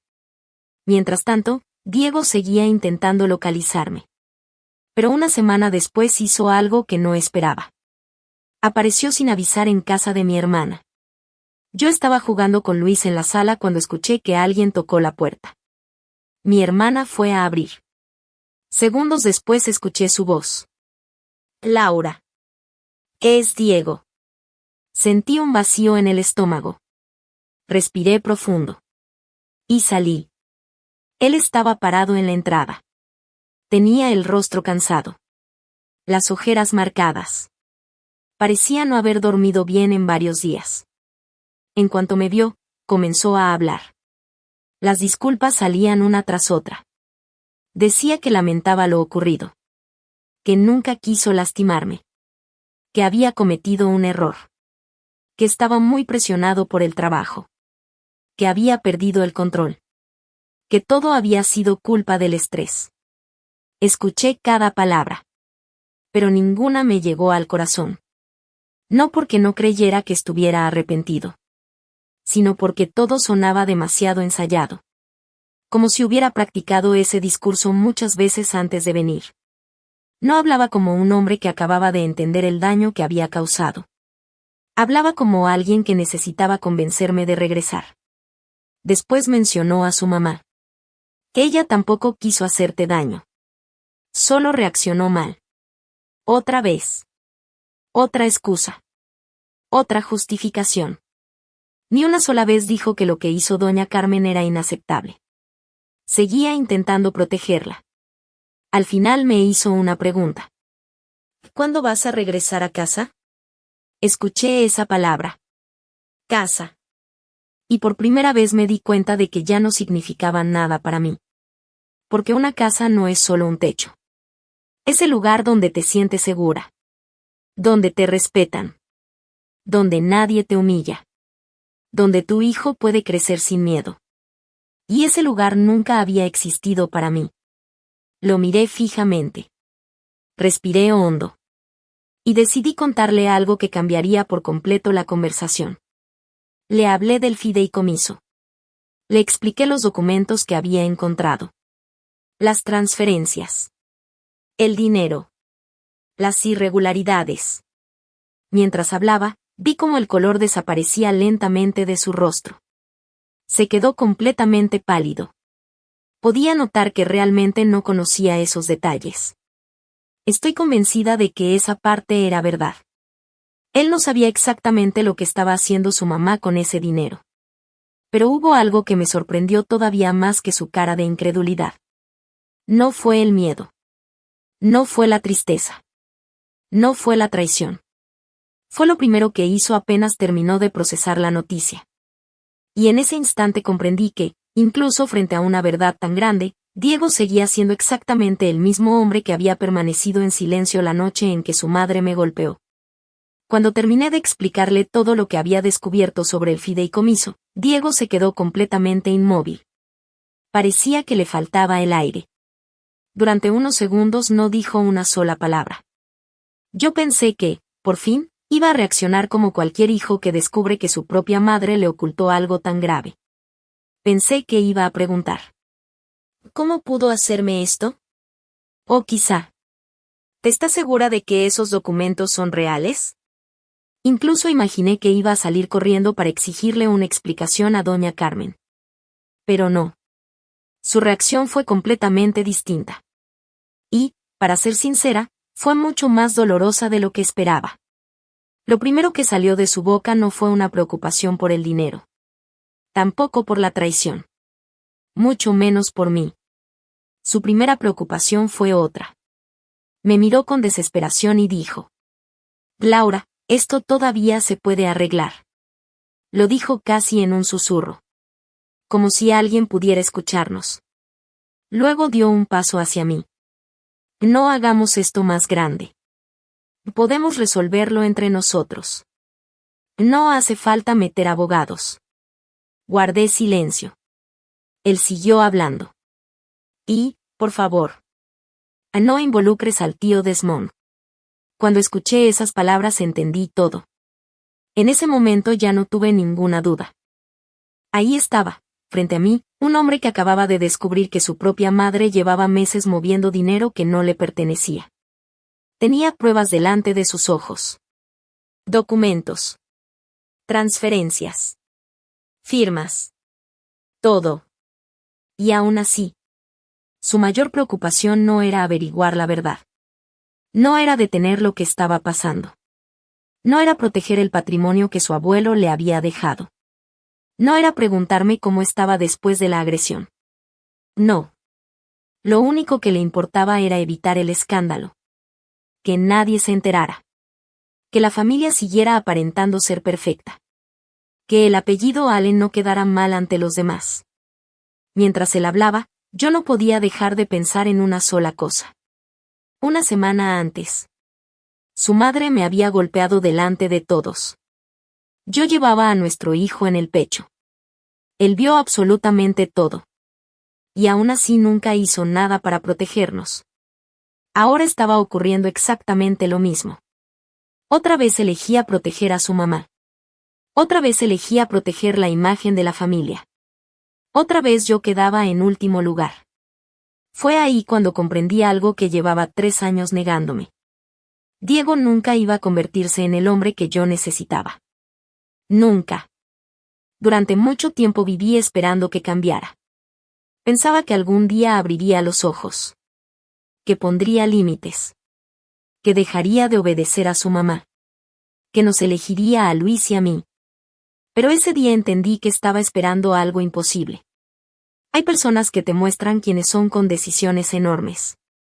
Pero también hay quienes se revelan en los detalles más pequeños. En un silencio. En una mirada. En una palabra. En una decisión tomada en pocos segundos. Diego me mostró quién era muchas veces. Cuando permitió que su mamá me humillara. Cuando me llamó inútil. Cuando nunca preguntó cómo estaba después del golpe. Y ahora. Cuando descubrió un posible fraude y decidió preocuparse más por la reputación familiar que por hacer lo correcto. Fue entonces cuando dejé de creer en el hombre que imaginaba. Y empecé a aceptar al hombre que realmente tenía enfrente. Ya no veía al Diego que conocí en aquella cafetería. Ese hombre solo existía en mis recuerdos. El que estaba frente a mí era otro. Y ya no iba a cambiar. Respiré profundamente. Lo miré por última vez. Y le dije con toda la tranquilidad que pude: ya no pienso seguir escondiendo la verdad para proteger a personas que nunca me protegieron a mí. Él bajó la mirada. No insistí más. Porque entendí que esa conversación había terminado. Y, en realidad, También había terminado nuestro matrimonio. Los días siguientes fueron muy diferentes a todo lo que doña Carmen esperaba. Ella cambió completamente de estrategia. Hasta ese momento siempre había usado el miedo, las críticas, los gritos, la culpa. Pero ahora entendió que nada de eso estaba funcionando. Entonces decidió intentar parecer la víctima. Comenzó llamando directamente a mi hermana, Sofía. Yo nunca le di su número. No sé cómo lo consiguió. Quizá Diego se lo dio. Quizá a alguien más. Lo cierto es que empezó a marcarle casi todos los días. Le decía que todo había sido un enorme malentendido. Que yo estaba exagerando. Que la familia no podía romperse por un simple momento de enojo. Incluso empezó a decir que estaba dispuesta a pagar un terapeuta familiar. Solo quiero que Laura se siente conmigo una última vez. Podemos arreglar esto hablando. No quiero perder a mi nieto. Pero yo ya conocía demasiado bien a doña Carmen. Sabía que no buscaba solucionar nada. Solo quería recuperar el control. Cuando vio que nadie respondía a sus llamadas, decidió hacer algo todavía más desesperado. Una mañana apareció sin avisar en el trabajo de mi hermana. Llegó como si nada. Esperó durante mucho tiempo en el estacionamiento. Pensó que, si la encontraba de frente, podría convencerla de que me hiciera cambiar de opinión. Pero no ocurrió así. Los compañeros de Sofía comenzaron a notar que una mujer permanecía ahí desde hacía bastante tiempo. Al final llamaron al personal de seguridad. Un guardia se acercó y le pidió que se retirara. Doña Carmen discutió unos minutos. Intentó explicar quién era. Pero de nada sirvió. Tuvo que irse. Cuando mi hermana me contó lo ocurrido, sentí algo muy extraño. Durante años había visto a doña Carmen entrar a cualquier lugar como si fuera la dueña del mundo. Siempre conseguía lo que quería. Todos la obedecían. Todos terminaban haciendo exactamente lo que ella decía. Era una mujer acostumbrada a controlar cada conversación, cada reunión, cada persona. Y ahora, por primera vez estaba descubriendo algo que nunca había experimentado. No podía controlar a alguien que simplemente había decidido alejarse. No podía manipularme porque ya no estaba frente a ella. No podía hacerme sentir culpable porque yo había dejado de escucharla. No podía humillarme porque ya no tenía acceso a mí. Y esa era una derrota que ella jamás había imaginado. Yo seguí exactamente el consejo de mi abogada. No respondí ninguna llamada. No contesté ningún mensaje. No acepté ninguna reunión. A partir de ese momento, toda comunicación debía pasar por Patricia. Si Diego escribía, respondía la abogada. Si doña Carmen llamaba, respondía la abogada. Si llegaba una carta, también la revisaba Patricia. Al principio siguieron insistiendo. Después las llamadas comenzaron a disminuir. Los mensajes fueron menos frecuentes. Las visitas desaparecieron. Hasta que, poco a poco, todo quedó en silencio. Pero mientras ellos trataban de recuperar el control, había algo mucho más importante ocurriendo. Don Desmond ya había recibido toda la documentación que le envié. Y no perdió el tiempo. Como era uno de los administradores legales del fideicomiso, tenía todo el derecho de revisar cada movimiento realizado durante los últimos años. Además, ese dinero también representaba una enorme responsabilidad para él. Si realmente existían irregularidades, debía investigarlas. Y eso fue exactamente lo que hizo. Durante varios meses revisó contratos, estados de cuenta, transferencias, firmas y registros bancarios junto con especialistas financieros. Documento por documento. Página por página. Sin imaginarlo, doña Carmen estaba a punto de enfrentarse, por primera vez en muchos años, a alguien que no podía manipular, y que tenía la autoridad suficiente para exigirle cuentas por absolutamente todo. Don Desmond no perdió el tiempo. En cuanto terminó de revisar los documentos que le envié, entendió que el asunto era mucho más serio de lo que parecía. No quiso sacar conclusiones apresuradas. Prefirió hacer todo de la manera correcta. Contrató a sus propios abogados. También buscó a un contador especializado en auditorías financieras. Quería que cada papel fuera revisado por expertos completamente independientes. No quería rumores. No quería opiniones. Quería pruebas. Y eso fue exactamente lo que obtuvo. Durante varias semanas analizaron cada movimiento bancario. Cada transferencia. Cada retiro. Cada firma. Cada autorización. Revisaron documentos de varios años atrás. Compararon fechas. Estados de cuenta. Contratos. Recibos. Nada quedó sin revisar. Mientras avanzaba la investigación, comenzaron a aparecer más y más irregularidades. Lo que al principio parecía un simple error administrativo terminó convirtiéndose en algo mucho más grande. Había dinero que nunca debió salir del fideicomiso. Había movimientos sin autorización. Había documentos firmados de una manera muy cuestionable. Y también había inversiones hechas sin el consentimiento de todas las personas responsables del patrimonio. Los especialistas llegaron a una conclusión muy clara. Doña Carmen había administrado ese dinero de una forma completamente irresponsable. El problema era mucho más grave de lo que cualquiera imaginaba. Cuando finalmente terminó la investigación, las consecuencias fueron inevitables. Las autoridades determinaron que una parte muy importante del dinero utilizado tenía que ser devuelta al fideicomiso. Y esa cantidad no podía salir del patrimonio de Diego. Tenía que salir directamente de los bienes personales de doña Carmen. Ella tuvo que responder con su propio dinero. Con sus cuentas. Con sus propiedades. Con todo aquello que durante años presumía como símbolo de su éxito. Pero ahí no terminó todo. También investigaron al supuesto asesor financiero con el que había trabajado durante tanto tiempo. Resultó que ni siquiera contaba con las licencias necesarias para ofrecer ese tipo de servicios. Había estado operando sin la autorización correspondiente. Después de reunir todas las pruebas, fue reportado oficialmente ante las autoridades encargadas de supervisar ese tipo de actividades. Ya no era un simple problema familiar. Ahora todo estaba documentado. Lo que más me impresionó no fue el dinero. Fue ver cómo la imagen que doña Carmen había construido durante tantos años empezó a derrumbarse poco a poco. Ella había dedicado una gran parte de su vida a cuidar las apariencias. Siempre quería ser la mujer perfecta. La mejor anfitriona. La mejor vecina.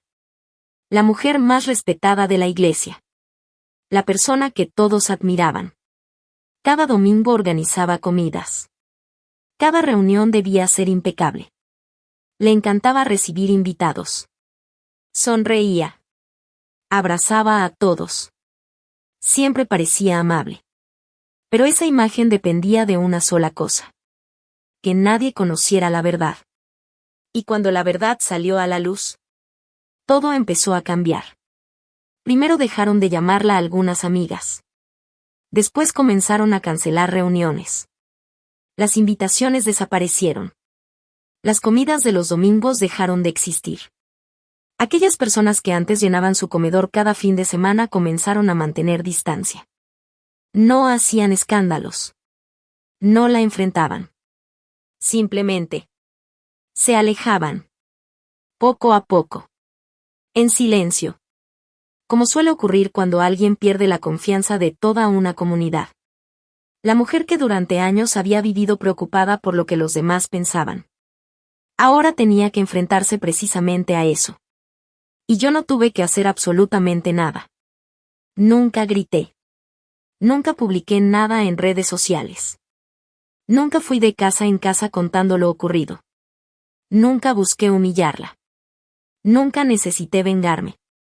Simplemente conté la verdad. Se la conté a las personas correctas. En el momento correcto. Y después dejé que las consecuencias siguieran su propio camino. Porque la verdad tiene algo muy poderoso. No necesita adornos.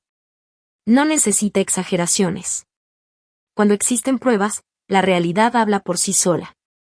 Meses después me pidieron asistir personalmente a una de las reuniones de mediación relacionadas con el fideicomiso. No era un juicio como los que salen en la televisión. Era una reunión formal donde todas las partes debían presentar la información reunida durante la investigación. Decidí asistir.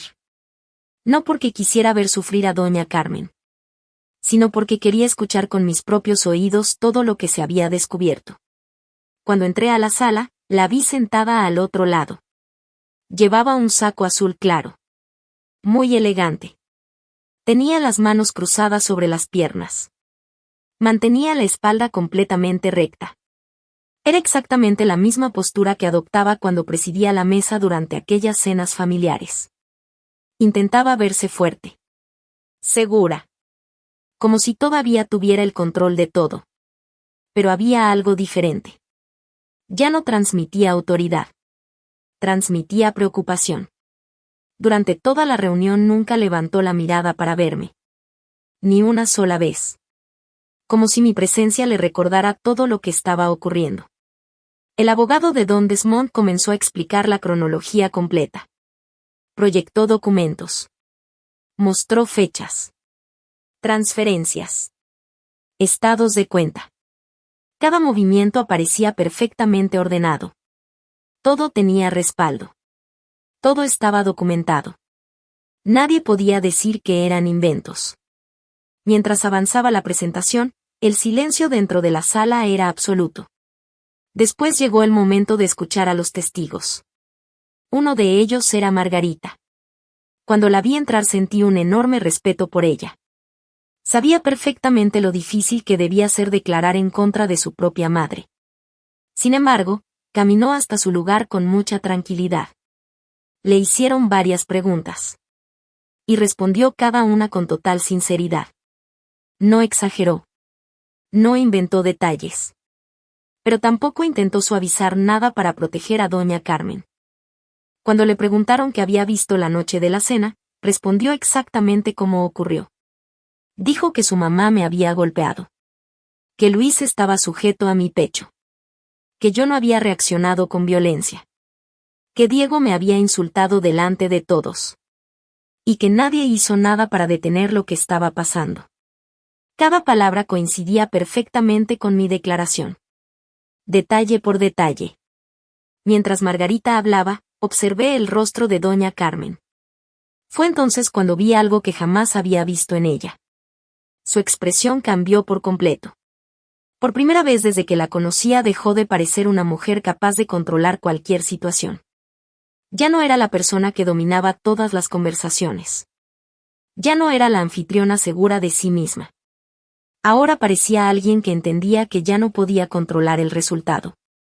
Era como si, por primera vez en muchos años, la habitación hubiera dejado de girar alrededor de ella. Y esa sensación era completamente nueva para doña Carmen. Meses después también terminó el proceso relacionado con la custodia de Luis. Fue un día muy importante para mí.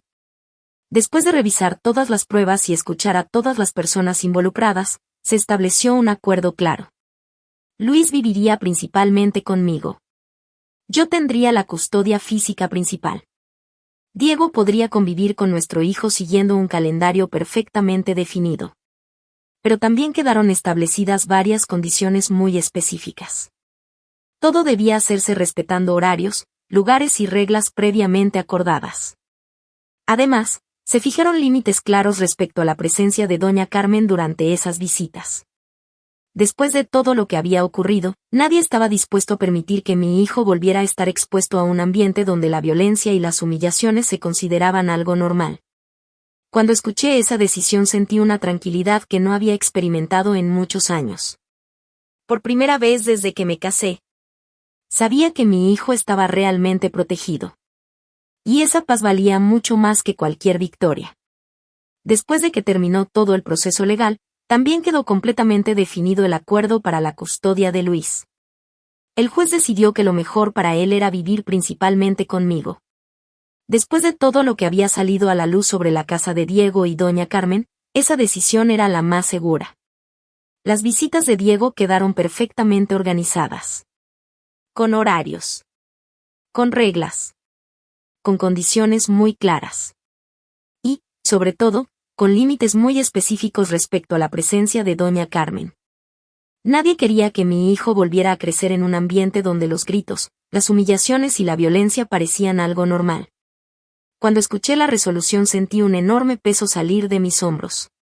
Por primera vez en mucho tiempo dormí tranquila. Sabía que Luis estaba protegido. Y eso era todo lo que realmente me importaba. Poco después encontré una pequeña casa a las afueras de Columbia. No era grande. No tenía un jardín enorme. Ni una cocina de revista. Pero desde el primer momento sentí que era mi hogar. Era un lugar sencillo. Lleno de tranquilidad.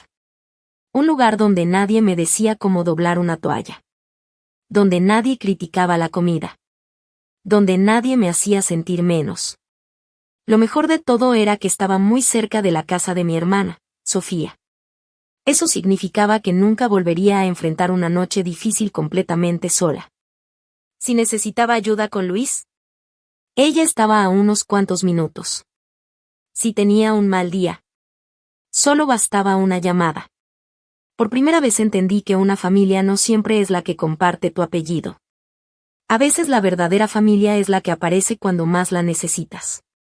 Poco a poco empecé a reconstruir mi vida. Había muchas cosas que había dejado en pausa por mi matrimonio. Una de ellas era mi carrera. Cuando quedé embarazada decidí abandonar los estudios. Pensé que ya habría tiempo para retomarlos. Pero ese momento nunca llegaba. Siempre había algo más importante para la familia Ale. Siempre había otra obligación. Otra comida. Otra reunión. Otra exigencia. Mis sueños quedaron guardados en una caja. Como si no fueran importantes. Ahora era diferente. Me inscribí otra vez en la universidad para terminar la carrera técnica que había dejado inconclusa. No fue fácil. Estudiaba mientras Luis dormía. Leía apuntes durante sus siestas. Muchas noches me quedaba despierta hasta la madrugada haciendo tareas. Había días en los que el cansancio era enorme. Pero esta vez era un cansancio distinto. Era el cansancio de construir un futuro. No el de sobrevivir. Con el tiempo también empecé a prepararme para ejercer la profesión que siempre había querido. Esa misma que había abandonado el día que decidí que las necesidades de la familia de Diego eran más importantes que las mías. Ahora entendía que nadie debía desaparecer para que otra persona pudiera sentirse importante. Mis sueños también merecían un lugar. Luis también fue creciendo. Hoy ya camina por toda la casa. Corre de un lado a otro. Se ríe por cualquier cosa. Y cada vez que escucho esa risa siento que todo el esfuerzo valió la pena. Muchas personas dicen que se parece físicamente a Diego. Puede ser. Pero hay algo que heredó completamente de mí. Su manera de reír. Esa risa fuerte. Espontánea. Llena de alegría. No tiene la sonrisa tensa y controlada de Doña Carmen. Tampoco esa facilidad de Diego para aparentar que todo está bien cuando en realidad no lo está. Luis ríe con todo el corazón. Y eso me recuerda cada día que todavía existen cosas hermosas después del dolor. También hay algo que nunca permito que pase. Cada vez que mi hijo llora, yo soy la primera en correr hacia él. No importa si estoy trabajando. Si estoy cocinando. Si estoy cansada. Siempre voy. Porque quiero que crezca sabiendo que, cuando necesite ayuda, alguien acudirá a abrazarlo. Que nunca tendrá que preguntarse si vale la pena protegerlo. Que nunca conocerá el silencio que yo conocí aquella noche. Con el paso de los meses también empecé a enterarme de algunas cosas sobre la familia Ale. No porque las buscara. Simplemente la gente hablaba. Algunos conocidos coincidían conmigo. Otros seguían teniendo contacto con ellos. Así fue como supe que Doña Carmen terminó dejando la casa familiar. Después del acuerdo relacionado con el fideicomiso, mantener esa propiedad se volvió demasiado costoso. Los problemas económicos fueron mucho más grandes de lo que cualquiera imaginaba. Ya no podía sostener el estilo de vida que durante tantos años había presumido. También escuché que, finalmente, Diego recibió el ascenso que llevaba tanto tiempo esperando. Era exactamente el puesto por el que había sacrificado noches, fines de semana, e incluso a su propia familia. Cuando me lo contaron solo sonreí. Llegó demasiado tarde. Ese ascenso ya no podía salvar un matrimonio que llevaba mucho tiempo roto. Porque la verdad es que nuestra relación no terminó el día que firmamos el divorcio. Ni siquiera terminó la noche de la bofetada. Había terminado mucho antes. Se fue rompiendo poco a poco. Con cada silencio. Con cada humillación. Con cada vez que Diego decidió mirar hacia otro lado. A veces todavía pienso en aquella cena. No todos los días. Pero hay momentos en que ese recuerdo vuelve. Me pregunto si Diego también la recuerda. O si doña Carmen alguna vez entendió lo que realmente ocurrió esa noche. Tal vez ella todavía cree que todo empezó por una bofetada. Pero no. Lo que ella nunca comprendió fue que, en el mismo instante en que levantó la mano para golpearme, perdió todo el poder que pensaba tener sobre mí. Ese golpe no me destruyó. Me despertó. Fue el momento en que dejé de tener miedo. Nunca recibí una disculpa verdadera. Hubo mensajes. Excusas. Intentos de justificar lo ocurrido. Pero una disculpa sincera jamás llegó. Y, con el tiempo, entendí que tampoco la necesitaba. Tampoco hubo una gran escena final. No regresé para gritarles todo lo que pensaba. No rompí platos. No hice escándalos. No necesitaba hacerlo. Porque aprendí una lección muy importante. La justicia no siempre llega con gritos. A veces llega en silencio. A veces consiste simplemente en reunir pruebas mientras todos creen que tu silencio significa derrota.